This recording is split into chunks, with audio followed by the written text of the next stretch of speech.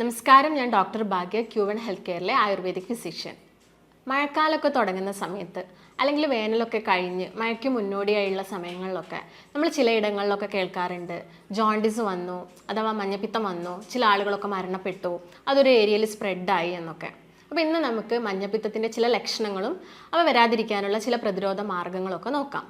ലിവറിനെ ബാധിക്കുന്ന ഒട്ടുമിക്ക അസുഖങ്ങളിലും ജോണ്ടിസ് അഥവാ മഞ്ഞപ്പിത്തം ഒരു ലക്ഷണമായിട്ട് കാണാറുണ്ട്. അപ്പോൾ എങ്ങനെയാണ് മഞ്ഞപ്പിത്തം ഉണ്ടാവുന്നത്? നമ്മുടെ രക്തത്തിൽ ബിലിറൂബിൻ്റെ അളവ് കൂടുമ്പോഴാണ് നമ്മൾ ഒരാൾക്ക് മഞ്ഞപ്പിത്തം അഥവാ ജോണ്ടിസ് ഉണ്ടെന്ന് പറയുന്നത്. ഈ ബിലിറൂബിൻ എന്ന് പറയുന്നത് ഒരു ബൈൽ പിഗ്മെൻ്റ് ആണ്. ഇത് നമ്മുടെ ലിവറിൽ ഉണ്ടാവുകയും ലിവറിന് പുറകിലുള്ള ഗോൾ ബ്ലാഡർ എന്ന് പറഞ്ഞൊരു ഓർഗനിൽ സ്റ്റോർ ചെയ്യപ്പെടുകയാണ് ചെയ്യുന്നത്. ഇത് മഞ്ഞ ഓറഞ്ച് നിറത്തിലായിട്ടാണ് കാണുന്നത്. ഇതിൻ്റെ പ്രധാന ധർമ്മം എന്ന് പറയുന്നത് കൊഴുപ്പിൻ്റെ ദഹനത്തിനാണ് ഇവ സഹായിക്കുന്നത്. അപ്പോൾ ഇവ രക്തത്തിൽ കൂടുമ്പോൾ നമ്മൾ ഒരാളിൽ മഞ്ഞപ്പിത്തം ഉണ്ടെന്ന് പറയുന്നു. അപ്പോൾ എന്തൊക്കെ കാരണങ്ങൾ കൊണ്ടാണ് ഈ ജോണ്ടിസ് ഉണ്ടാകുന്നതെന്ന് നോക്കാം. ഞാൻ പറഞ്ഞു, ലിവറിനെ ബാധിക്കുന്ന മിക്ക അസുഖങ്ങളിലുമാണ് ജോണ്ടിസ് ഉണ്ടാകുന്നതെന്ന്. അതിപ്പം എലിപ്പനിയിലും അതുപോലെ തന്നെ ഹെപ്പറ്റൈറ്റിസ് എന്ന് പറയുന്ന ഒരു ഗ്രൂപ്പ് ഓഫ് അസുഖങ്ങളാണ്. ഇതിലൊക്കെയാണ് മഞ്ഞപ്പിത്തം കൂടുതലായിട്ടും കണ്ടുവരുന്നത്. അതായത് hepatitis A, B, C, D, E എന്നീ വൈറസുകളിലും അതുപോലെ തന്നെ ചില മദ്യപാനികളിൽ ഈ ആൽക്കഹോൾ ഒരു കാരണമാവാറുണ്ട്. അതുപോലെ തന്നെ നോൺ ആൽക്കഹോളിക് കേസസ് ആയ എന്തെങ്കിലും മരുന്ന് കഴിക്കുന്നവരിൽ, അതായത് സ്റ്റിറോയിഡ്, പെൻസിന് പോലുള്ള മെഡിസിൻ ഒക്കെ എടുക്കുന്ന ആളുകളിൽ കാണാറുണ്ട്. അല്ലെങ്കിൽ എന്തെങ്കിലും ഓട്ടോ ഇമ്മ്യൂൺ അസുഖമുള്ള ആളുകളിൽ കാണാറുണ്ട്. ചില കെമിക്കൽസൊക്കെ, അതായത് എന്തെങ്കിലും ഫാക്ടറിയിൽ നിന്നൊക്കെ വരുന്ന കെമിക്കൽസിനൊക്കെ കുറേ കാലമായിട്ട് എക്സ്പോഷറായ ആളുകളിലൊക്കെ നമ്മൾ ജോണ്ടിസ് കണ്ടുവരാറുണ്ട്. മഞ്ഞപ്പിത്തത്തിനുള്ള ഒരു പ്രധാന കാരണം ഹെപ്പറ്റൈറ്റിസ് ആണെന്ന് ഞാൻ പറഞ്ഞു. അതൊരു ഗ്രൂപ്പ് ഓഫ് അസുഖമാണ്, വൈറസ് കാരണം ഉണ്ടാകുന്ന അസുഖമാണ്. അത് നമുക്കിന്ന് എന്താണ് ഹെപ്പറ്റൈറ്റിസ് എന്ന് നോക്കാം. അത് മെയിനായിട്ട് രണ്ട് തരത്തിലാണുള്ളത്. ഒന്ന് അക്യൂട്ട് ഹെപ്പറ്റൈറ്റിസും മറ്റൊന്ന് ക്രോണിക് ഹെപ്പറ്റൈറ്റിസും.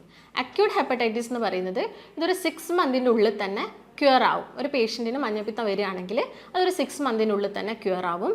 അത് പെട്ടെന്ന് വരുന്നതായിരിക്കാം. അതുപോലെ തന്നെ ക്രോണിക് എന്ന് പറയുന്നത് അതൊരു 6 മന്തിൻ്റെ മുകളിൽ ഒരാളിൽ കിടക്കും. കൂടുതലായിട്ടും ഈ ആൽക്കഹോളൊക്കെ ഉപയോഗിക്കുന്ന ആളുകളിലാണ് ഇത് കണ്ടുവരുന്നത്. അതുപോലെ തന്നെ വൈറസിൻ്റെ അടിസ്ഥാനത്തിലാണെങ്കിൽ നമുക്ക് A, B, C, D, E എന്നീ ഹെപ്പറ്റൈറ്റിസ് കാണുന്നുണ്ട്. അതിൽ ഹെപ്പറ്റൈറ്റിസ് എ എന്ന് പറയുന്നത് മെയിനായിട്ടും വെള്ളത്തിലൂടെ വരുന്നതാണ്. നമ്മൾ കുടിക്കുന്ന വെള്ളത്തിലൂടെയും അതുപോലെ തന്നെ കെട്ടിക്കിടക്കുന്ന വെള്ളത്തിലൂടെയൊക്കെ വരുന്നതാണ് ഹെപ്പറ്റൈറ്റിസ് എ എന്ന് പറയുന്നത്. ഹെപ്പറ്റൈറ്റിസ് എ പെട്ടെന്ന് വരാനുള്ള ചാൻസ് ഉണ്ട്. ഇത് വന്നു കഴിഞ്ഞാൽ ഒരു 60% ആളുകളിൽ 2 മാസത്തിനുള്ളിൽ ക്യൂർ ആവും. അതുപോലെ തന്നെ ബാക്കിയുള്ള ആളുകളിലാണെങ്കിൽ ഒരു 6 മന്തിൻ്റെ ഉള്ളിൽ തന്നെ ഇത് ക്യൂർ ആവാറുണ്ട്. ഹെപ്പറ്റൈറ്റിസ് എ കുട്ടികളിലും അതുപോലെ തന്നെ പ്രായമായവരിലൊക്കെ വരികയാണെങ്കിൽ ഈ വൈറസ് ഒരു മാസത്തോളം ശരീരത്തിൽ കിടക്കും. അതുപോലെ തന്നെ ഹെപ്പറ്റൈറ്റിസ് എ ഒരു തവണ വന്നാൽ ലൈഫ് ലോങ് ഇമ്മ്യൂണിറ്റിയാണ് കൊടുക്കുക എന്നൊക്കെ പറയും. പക്ഷെ നമ്മൾ ശ്രദ്ധിച്ചിട്ടില്ലെങ്കിൽ അത് വീണ്ടും വരാനുള്ളൊരു ചാൻസ് ഉണ്ട്. പിന്നെ ഹെപ്പറ്റൈറ്റിസ് എ വരുന്നത് ഞാൻ പറഞ്ഞു വെള്ളത്തിലൂടെയൊക്കെയാണെന്ന്. അതായത് മെയിനായിട്ട് നമ്മൾ ഈ ജ്യൂസ് കഴിക്കുന്ന സമയത്ത്, പുറത്തുനിന്നൊക്കെ ജ്യൂസ് കഴിക്കുമ്പോഴും അതുപോലെ തന്നെ ഈ ജ്യൂസർ മെഷീൻസിലൊക്കെയാണ് ഇതിൻ്റെ വൈറസ് കണ്ടുവരുന്നത്. അപ്പോൾ നമ്മൾ അതൊക്കെ മാക്സിമം ഒഴിവാക്കാൻ ശ്രദ്ധിക്കുക. ഇതിൻ്റെ ഒരു ഇൻക്യുബേഷൻ ടൈം എന്ന് പറയുന്നത്, ഈ വൈറസ് നമ്മുടെ ശരീരത്തിൽ കയറിയാൽ ഒരു 10 മുതൽ 25 ദിവസം കഴിഞ്ഞിട്ടാണ് രോഗം പുറത്തേക്ക് കണ്ടുവരുന്നത്. ഇനി നമുക്ക് ഹെപ്പറ്റൈറ്റിസ് ബിനെ കുറിച്ച് നോക്കാം. ഹെപ്പറ്റൈറ്റിസ് ബി എന്ന് പറയുന്നത് മെയിനായിട്ടും സ്രവത്തിലൂടെ പകരുന്നതാണ്. അതായത് രക്തത്തിലൂടെയൊക്കെ. ഇപ്പം അമ്മയിൽ നിന്നും കുഞ്ഞിലേക്ക് പകരാം. ഇങ്ങനെയാണ് ഇത് മെയിനായിട്ടും വരുന്നത്. അതുപോലെ തന്നെ നീഡിൽസ്, സിറിഞ്ചൊക്കെ ഒരാൾ യൂസ് ചെയ്തത് മറ്റൊരാൾ യൂസ് ചെയ്യുകയാണെങ്കിൽ ഹെപ്പറ്റൈറ്റിസ് ബി വരാനുള്ള ചാൻസ് കൂടുതലാണ്. അതെന്ന് പറയുന്നത് കുറച്ച് സീരിയസും കൂടിയാണ്. നമ്മൾ ശ്രദ്ധിച്ചില്ലെങ്കിൽ മരണം വരെയൊക്കെ സംഭവിക്കാം. അതുപോലെ തന്നെ സെക്ഷൽ ഇൻ്റർകോഴ്സിലൂടെയും ഹെപ്പറ്റൈറ്റിസ് ബി വരാനുള്ള ചാൻസ് ഉണ്ട്. ഇപ്പം ബി വന്ന ഒരാളിൽ ഡി വരാനുള്ള ചാൻസ് കൂടുതലാണ്, ഹെപ്പറ്റൈറ്റിസ് ഡി വരാൻ. അതുപോലെ തന്നെ ഹെപ്പറ്റൈറ്റിസ് ഇ എന്ന് പറയുന്നതും വെള്ളത്തിലൂടെയാണ് കൂടുതലായിട്ടും പകരുന്നത്. അതും വന്നാൽ കുറച്ച് സീരിയസ് ആവാനുള്ള ചാൻസ് ഉണ്ട്, മരണമൊക്കെ സംഭവിക്കാം. അതുകൊണ്ട് നമ്മൾ ജോണ്ടിസിന് ഒരു ചെറിയൊരു ലക്ഷണമായിട്ട് മാത്രം കാണരുത്. അത് പ്രോപ്പറായിട്ടുള്ള കെയറും ട്രീറ്റ്മെൻറ്റും ഒക്കെ നമ്മൾ കൊടുക്കണം. ഹെപ്പറ്റൈറ്റിസ് അല്ലെങ്കിൽ ജോണ്ടിസ് വന്ന ഒരാളിൽ പ്രധാനമായിട്ടും കാണുന്ന ലക്ഷണങ്ങൾ എന്തൊക്കെയാണെന്ന് നമുക്ക് നോക്കാം. മെയിനായിട്ടും നമ്മുടെ കണ്ണിലും മൂത്രത്തിലും മലത്തിലും അതുപോലെ തന്നെ നഖത്തിലൊക്കെ മഞ്ഞ നിറം കാണാം. നോസിൻ്റെ, അതായത് മൂക്കിൻ്റെ അറ്റത്ത് മഞ്ഞ നിറം കാണാം. അതുപോലെ വിശപ്പില്ലായ്മ ഒരു പ്രധാന ലക്ഷണമാണ്. ശോധനക്കുറവ്, മലബന്ധം കാണാം. അതുപോലെ തന്നെ ശരീരത്തിലൊക്കെ ചൊറിച്ചിലുണ്ടാവാം. ചില ആളുകളിൽ വയറുവേദന അനുഭവപ്പെടാം. ചില ആളുകളിലാണെങ്കിൽ ഓക്കാനവും ഛർദിയും ഉണ്ടാവാം. ഭയങ്കരമായിട്ടുള്ള ക്ഷീണം ഉണ്ടാവാം. പനി, കുളിര്, ഇതൊക്കെയാണ് പ്രധാനമായിട്ട് നമ്മൾ മഞ്ഞപ്പിത്തമുള്ള ഒരാളിൽ കണ്ടുവരുന്ന ലക്ഷണങ്ങൾ. ഹെപ്പറ്റൈറ്റിസ് എ ആണ് നമ്മൾ വളരെ കോമൺ ആയിട്ട് കണ്ടുവരുന്ന ഹെപ്പറ്റൈറ്റിസ് എന്ന് പറയുന്നത്. ബിനേക്കാളും കൂടുതലായിട്ട് കണ്ടുവരുന്നത് ഹെപ്പറ്റൈറ്റിസ് എ തന്നെയാണ്. ഞാൻ നേരത്തെ പറഞ്ഞു, ബിലിറൂബിൻ രക്തത്തിൽ കൂടുമ്പോഴാണ് മഞ്ഞപ്പിത്തം ഒരാളുണ്ടെന്ന് നമ്മൾ പറയുന്നത്. അപ്പോൾ മഞ്ഞപ്പിത്തം എന്ന് പറയുന്നത് 2 രീതിയിൽ വരാം. ബിലിറൂബിൻ ലിവറിൽ ഉണ്ടാവുന്നതിന് മുൻപും ചില ആളുകളിൽ ജോണ്ടിസ് കണ്ടുവരാം. അതുപോലെ തന്നെ ബിലിറൂബിൻ ചില ആളുകളിൽ ഉണ്ടായതിന് ശേഷവും ജോണ്ടിസ് കാണാം. ബിലിറൂബിൻ പ്രൊഡക്ഷന് മുൻപുള്ളതിനെ നമ്മൾ അൺകോൺജുഗേറ്റഡ് ജോണ്ടിസ് എന്നാണ് പറയുന്നത്. ഇതിനുള്ള പ്രധാന കാരണം എന്ന് പറയുന്നത് ഹെമറ്റോമ, അതുപോലെ തന്നെ ഹീമോളിറ്റിക് അനീമിയ. ഹീമോളിറ്റിക് അനീമിയ എന്ന് പറയുന്നത് നമ്മുടെ രക്തകോശങ്ങൾ രക്തത്തിൽ തന്നെ നശിച്ചു പോവുക. അവരുടെ കാലയളവ് കഴിയുന്നതിന് മുമ്പേ അവർ നശിച്ചു പോകുന്നതിനാണ് നമ്മൾ ഹീമോളിറ്റിക് അനീമിയ എന്ന് പറയുന്നത്. ഈ RBC, അതായത് അരുണ രക്താണുക്കൾ ബ്രേക്ക് ഡൗൺ ചെയ്യുമ്പോഴാണ് ബിലിറൂബിൻ ഉണ്ടാവുന്നത്. അപ്പോൾ ഹീമോളിറ്റിക് അനീമിയ ഒരു കാരണമാണ്. അതുപോലെ തന്നെ സ്കിന്നിൻ്റെ തൊലിക്ക് താഴെയൊക്കെ വരുന്ന ഹെമറ്റോമ, ബ്ലഡ് ക്ലോട്ട്സും ഈ ജോണ്ടിസ് ഉണ്ടാവാനുള്ളൊരു കാരണമാവുന്നുണ്ട്. ഇത് ബിലിറൂബിൻ്റെ പ്രൊഡക്ഷന് മുൻപേ. അതായത് ബിലിറൂബിൻ ഉണ്ടായതിന് ശേഷമുള്ള ചില കാരണങ്ങൾ എന്തൊക്കെയാണെന്ന് നോക്കാം. അതുണ്ടായത് ഞാൻ പറഞ്ഞു, ലിവറിൻ്റെ പുറകിലുള്ള ഓർഗനായ ഗോൾ ബ്ലാഡറിലാണ് ഈ നമ്മുടെ ബൈൽ പിഗ്മെൻറ്റ് സ്റ്റോർ ചെയ്യപ്പെടുന്നത്. അപ്പോൾ അത് ഉണ്ടായതിന് ശേഷം ഉണ്ടാകുന്ന ചില കാരണങ്ങൾ, ഒന്ന് ഗോൾ സ്റ്റോൺ ഒരു കാരണമാണ്. അതുപോലെ തന്നെ ഗോൾ ബ്ലാഡറിന് വരുന്ന എന്തെങ്കിലും ഇൻഫെക്ഷൻസ്, അതുപോലെ തന്നെ ഗോൾ ബ്ലാഡറിന് വരുന്ന മറ്റെന്തെങ്കിലും ട്യൂമേഴ്സ്, അതുപോലെ തന്നെ പാൻക്രിയാസിന് വരുന്ന വല്ല ട്യൂമേഴ്സൊക്കെ ഇങ്ങനെയുള്ളൊരു ജോണ്ടിസ് ഉണ്ടാവാനുള്ളൊരു കാരണമാവുന്നുണ്ട്. അപ്പോൾ എന്തൊക്കെ ആണ് ഇതിൻ്റെ കോംപ്ലിക്കേഷൻസ് എന്ന് നമുക്ക് നോക്കാം. മെയിനായിട്ട് കാണിക്കുന്ന ചില സങ്കീർണതകൾ എന്തൊക്കെയാണെന്ന് നമുക്ക് നോക്കാം. ഈ ഇങ്ങനെ ജോണ്ടിസ് വന്നൊരു വ്യക്തിയിൽ ബിലിറൂബിൻ കൂടുമ്പോൾ അത് വൃക്കയിൽ അടിഞ്ഞുകൂടാനുള്ള ചാൻസ് ഉണ്ട്. അതെന്ത് ചെയ്യും, നമ്മുടെ കിഡ്നിയുടെ ഫംഗ്ഷനൊക്കെ കുറയ്ക്കും. അതായത് നമുക്കറിയാം കിഡ്നിയുടെ ഒരു മെയിൻ ഫംഗ്ഷൻ എന്നൊക്കെ പറയുന്നത് യൂറിൻ്റെ ഫിൽട്രേഷനൊക്കെയാണ്.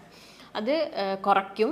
അതുപോലെ തന്നെ മറ്റൊരു കോംപ്ലിക്കേഷൻ എന്ന് പറയുന്നത് ബ്രെയിൻ ഡാമേജ് ആണ്. ഇപ്പോൾ കുട്ടികളിലൊക്കെ നോക്കുകയാണെങ്കിൽ അതൊരു സെറിബ്രൽ പാൽസി പോലത്തെ കണ്ടീഷനിലോട്ടൊക്കെ നയിക്കും. അതുപോലെ തന്നെ കേൾവി ശക്തി കുറയാനുള്ള ചാൻസ് ഉണ്ട്. പിന്നെ നമുക്കറിയാം, ഒരു ആൽക്കഹോൾ കൂടുതൽ കാലം യൂസ് ചെയ്യുന്ന ഒരാളാണെങ്കിൽ ജോണ്ടിസ് വന്നാൽ പിന്നീട് അതൊരു ലിവറിനെ കൂടുതലായിട്ടും ബാധിക്കും. അതായത് ഒരു ലിവറിൻ്റെ ഒരു ഫൈബ്രോസിസ് കണ്ടീഷനിലോട്ട് മാറും. പിന്നീട് അത് സിറോസിസ് ആവാനുള്ള ചാൻസ് ഉണ്ട്. അതുപോലെ തന്നെ അതൊരു മാലിഗ്നന്റ് കണ്ടീഷനിലോട്ടൊക്കെ മാറാറുണ്ട്. അപ്പോൾ ഇതൊക്കെയാണ് ഒരു പ്രധാന കോംപ്ലിക്കേഷൻസ് എന്നൊക്കെ പറയുന്നത്. ഇനി നമ്മൾ എന്തൊക്കെ ഇൻവെസ്റ്റിഗേഷൻസ് ചെയ്യണമെന്ന് നോക്കാം. ആദ്യം തന്നെ ചെയ്യേണ്ടത് ബ്ലഡ് ടെസ്റ്റ് ആണ്. ബ്ലഡ് ടെസ്റ്റിൽ ബിലിറൂബിൻ്റെ കൗണ്ട് നോക്കുക. അത് 2.7 മുകളിലാണെങ്കിൽ നമുക്കൊരു മഞ്ഞപ്പിത്തത്തിൻ്റെ സ്റ്റാർട്ടിംഗ് ഒക്കെ ആണെന്ന് മനസ്സിലാക്കണം. അതുപോലെ തന്നെ CBC, കംപ്ലീറ്റ് ബ്ലഡ് കൗണ്ട് നോക്കിയിട്ട് എത്രത്തോളം ഇൻഫെക്ഷൻ ആയിട്ടുണ്ടെന്ന് മനസ്സിലാക്കാം. നമുക്ക് ESR, അതുപോലെ തന്നെ ന്യൂട്രോഫിൽ, ഈസിനോഫിൽ, ഇതിൻ്റെയൊക്കെ കൗണ്ട് നോക്കിയാൽ നമുക്ക് മനസ്സിലാവും. അതുപോലെ തന്നെ ചെയ്യേണ്ടതാണ് ഹെപ്പറ്റൈറ്റിസ് A ആൻറ്റിജൻ ടെസ്റ്റ്. അത് ചെയ്യുന്നത് എന്തിനാണെന്ന് വെച്ചാൽ ഇത് വൈറസ് മൂലം ഉണ്ടായതാണോ, ഹെപ്പറ്റൈറ്റിസ് വൈറസ് മൂലം ഉണ്ടായതാണോ അല്ലെങ്കിൽ വേറെ എന്തെങ്കിലും കാരണങ്ങൾ കൊണ്ടാണോ നമുക്ക് മനസ്സിലാക്കാൻ സാധിക്കും. അതുപോലെ തന്നെ ചെയ്യുന്ന ഒരു ടെസ്റ്റാണ് SGOT, അതുപോലെ തന്നെ SGPT, അതായത് ലിവർ എൻസൈംസ് ആണത്.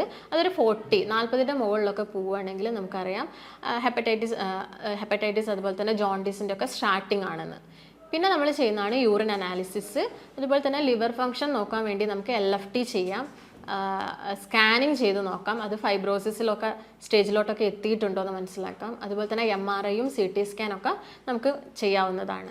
ഇനി നമ്മൾ ശ്രദ്ധിക്കേണ്ട കുറച്ച് കാര്യങ്ങൾ, അതിപ്പോൾ അതായത് ഹെപ്പറ്റൈറ്റിസ് വൈറസ് മൂലമാണ് അസുഖം ഉണ്ടായതെങ്കിൽ നമ്മൾ ശ്രദ്ധിക്കേണ്ട കുറച്ച് കാര്യങ്ങൾ എന്ന് പറയുന്നത്, ഇപ്പോൾ നമ്മൾ വെള്ളം കുടിക്കുന്ന സമയത്ത് അത് പ്രോപ്പറായിട്ട് തിളപ്പിച്ചാറിയതിന് ശേഷം മാത്രം കുടിക്കുക. ഒരു 30 മിനിറ്റ് അല്ലെങ്കിൽ ഒരു 20 മിനിറ്റെങ്കിലും വെള്ളം തിളപ്പിച്ചതിന് ശേഷം മാത്രം കുടിക്കുക. അതുപോലെ തന്നെ ആഹാരമാണെങ്കിൽ പ്രോപ്പറായിട്ട് പാകം ചെയ്യുക. അതായത് ഹാഫ് കുക്ക്ഡ് ഫുഡൊക്കെ ഒഴിവാക്കുക. അതുപോലെ ഫാസ്റ്റ് ഫുഡൊക്കെ ഒഴിവാക്കണം.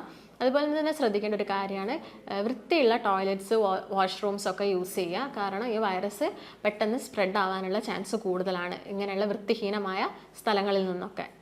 അതുപോലെ നിങ്ങൾ ആൽക്കഹോൾ യൂസ് ചെയ്യുന്ന ഒരു വ്യക്തിയാണെങ്കിൽ അതിൻ്റെ ഉപയോഗം കുറയ്ക്കുക. ശരീരത്തിൻ്റെ ഇമ്മ്യൂണിറ്റി കുറയുന്ന ഒരവസ്ഥയാണ്. അപ്പോൾ ഈ വൈറസുകൾക്കും പെട്ടെന്ന് പിടിപെടാൻ ചാൻസ് ഉണ്ട്. അതുപോലെ തന്നെ ആൽക്കഹോളിക് ജോണ്ടിസ്, മഞ്ഞപ്പിത്തം വരാനുള്ള ഒരു ചാൻസും കൂടിയുണ്ട്.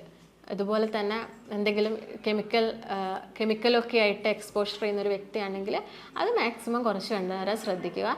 സെഡിമെൻ്ററി ലൈഫൊക്കെ ആണെങ്കിലും അത് ഒഴിവാക്കുക.